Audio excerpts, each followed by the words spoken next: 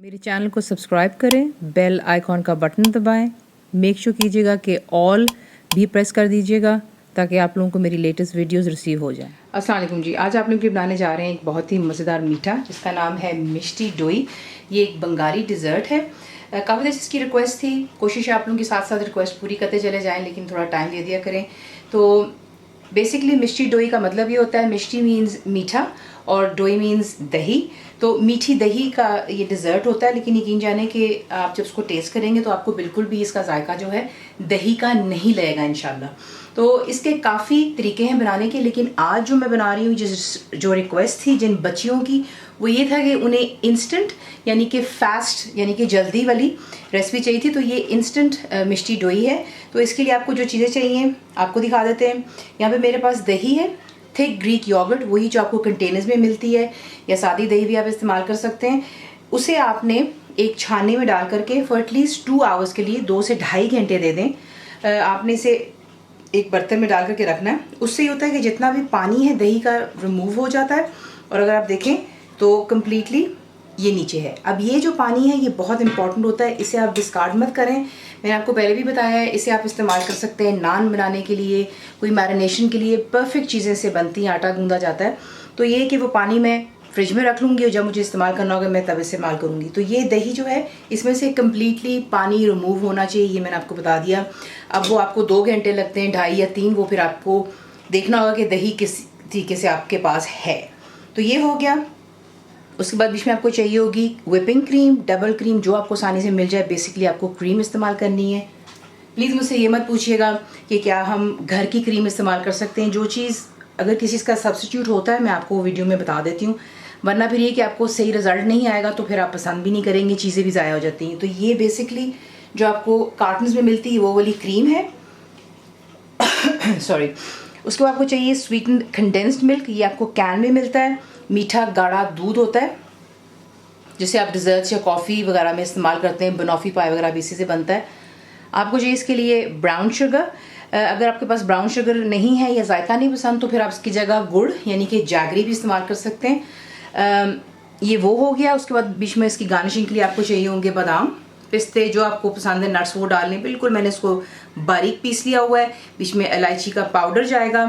तो इसे actually bake भी करते हैं अवन में डाल करके।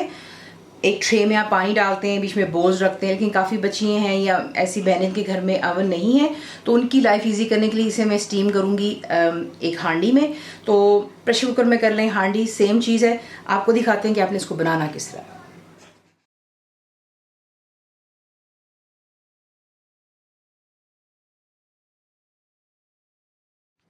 अब हमने क्या करना है, एक बड़े साइज का आप बोल ले लेते हैं और उसके अंदर आपने जो है यहाँ पे चीज़ें तमाम ऐड करनी शुरू करनी है।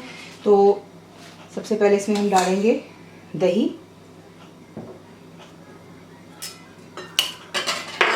तो देख लें कम्प्लीटली इसमें से पानी निकल जाता है, तो बड़ा अच्छा इसका क्रीमी टेक्सचर आपको जो है आसानी से मिल जाता है।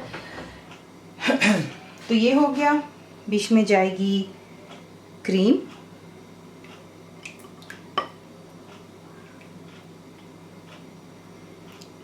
परेशान मत होइएगा, ये मैं आपको इंस्टेंट सिखा रही हूँ, लेकिन जो इसका ओरिजिनल तरीका है बनाने का मैं आपको वो भी इंशाल्लाह जल्द सिखाऊंगी।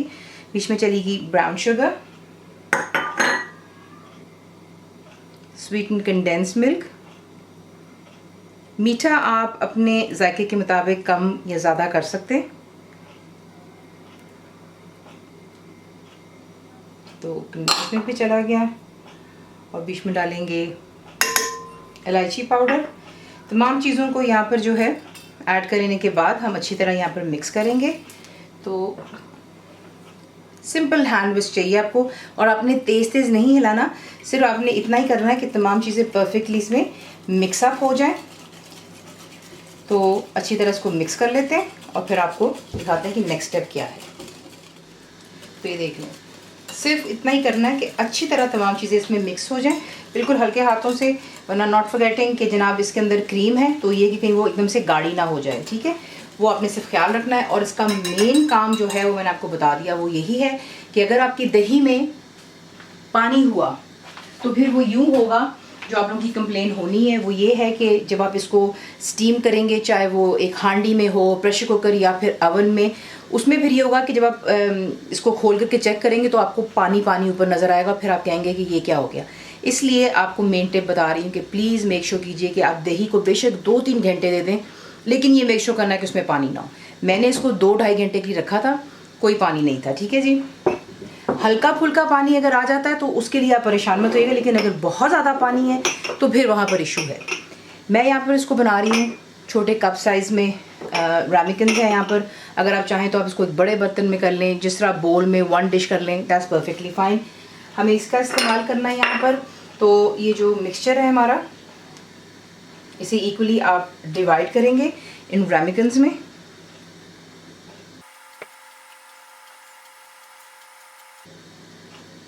ये डाल लें और फिर आपको नेक्स्ट स्टेप दिखाते हैं। इसी के से आपने रामिकन्स को भर लेना है और उसके बाद आपको ज़रूरत होगी फॉइल पेपर की। फॉइल लीजिएगा और आपने इसको अच्छी तरह जो है कवर करना है, ताकि इसके अंदर बिल्कुल भी पानी या स्टीम नहीं जानी चाहिए। तो इस तरीके से टाइटली आप इसको रैप करते हैं। तो जितने भी रामिकन्स हैं तमाम को अच्छी तरह पहले आप रैप कर लें। तमाम को आपने रैप कर लिया। अब कोई भी आप बेकिंग का टिन लेंगे, ट्रे जो आपके पास हो, लेकिन हीट प्रूफ होना चाहिए, उसमें आप इनको यूँ अरेंज करके रखें इस तरह, ठीक है। ये हो गया। अगर आप इसको बेक कर रहे हैं अवन में तो आप उबलता हुआ पानी यहाँ पर ऐड करेंगे, ठीक है।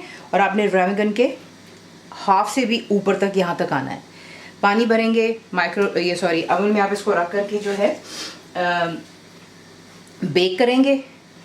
वो मैं आपको डिस्क्रिप्शन बॉक्स में मेरी वेबसाइट पर जो नोट्स में लिखकर बता दूंगी कि ये कितनी देरी के लिए इन अवन में कितनी देरी बेक होता है। लेकिन इस तरीके की डिश में आप डाल करके इसे बेक कर सकते हैं, ठीक है। लेकिन मैं क्योंकि इसको एक हांडी में करने लगी हूँ तो पानी मैंने चढ़ा दिया हुआ ऑलरेडी बॉईल होने के लिए। तो आपको दिखाते हैं कि आपने इसको किसी उसके अंदर रखना है और कितनी देरी के लिए आपने इसको एक सादी हांडी में स्टीम करना है। तो देख लें, सादी हांडी में पानी अच्छे से यहाँ पर बॉईल हो चुका। इसमें अगर कोई भी बर्तन एक्स्ट्रा जो है बीच में रख सकते हैं इस तरह। वो इसलिए आपको चाहिए क्योंकि आपने इसके ऊपर जो है ट्रे रखनी है, तो इसे बीच में डालते हैं, फिर आपको दिखाते हैं। बीच में रख लेने के बाद इस पर जो है आप ये रखते हैं। नीचे फ्लेम जो फिलहाल हाई पर थी ताकि इसमें अच्छी खासी बॉइलिंग स्टार्ट हो जाए। अब आप इसको करेंगे कवर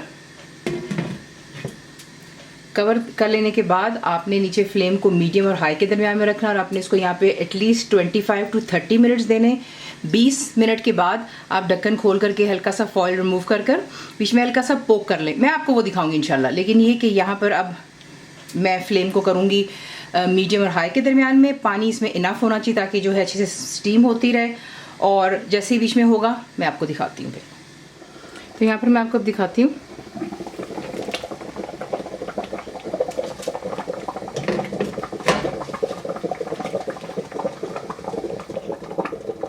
एक कतर जो है पेपर इसके ऊपर से रिमूव कर लेते हैं हाथ बचाकर। तो ये देखें परफेक्टली माशाल्लाह यहाँ पर ये जम चुकी है। इसकी कंसिस्टेंसी परफेक्ट। अब आप इसे निकाल करके दोबारा कवर कीजिएगा, बाहर रखें। जैसे ये थोड़ा सा रूम टेम्परेचर पे आएगा आप इसको फ्रिज में रख देंगे, यहाँ तक कि ओवरनाइट रखिएगा ताकि अच्छे से चिल हो जाए, और फिर इसको हम करेंगे डिश आउट। ये यहाँ पे बिल्कुल रूम टेम्परेचर पर आ गई हुई है। इसे मैं रखूँगी फ्रिज में ताकि अच्छी सी ठंडी और चिल हो जाए, और उसके बाद फिर इसे करते हैं डिश आउट।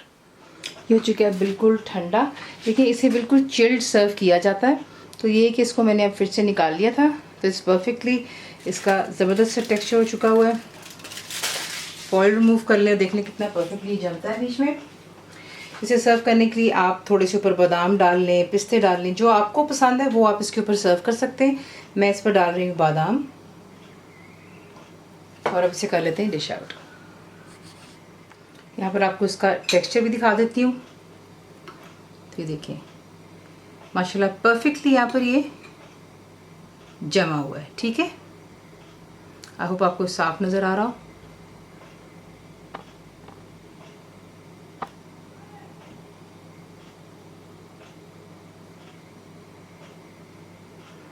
तो ये यहाँ पर हो गया तैयार। इसे आप सर्व कीजिएगा चिल्ड बिल्कुल। और रेसिपी आपको पसंद आती है तो प्लीज़ इसे लाइक, शेयर और सब्सक्राइब ज़रूर किया करें। कंप्लीट रिटन रेसिपी के लिए आप जाएंगे मेरी वेबसाइट पे विच इज़ cookwithfaiza.net पर। बनाइए, आपको कैसा लगा दुआ में याद रखें। And thank you for watching the video. मेरे चैनल को सब्सक्राइब करें, बेल आइकॉन का बटन दबाएँ, मेक श्योर कीजिएगा कि ऑल भी प्रेस कर दीजिएगा ताकि आप लोगों को मेरी लेटेस्ट वीडियोज़ रिसीव हो जाएँ।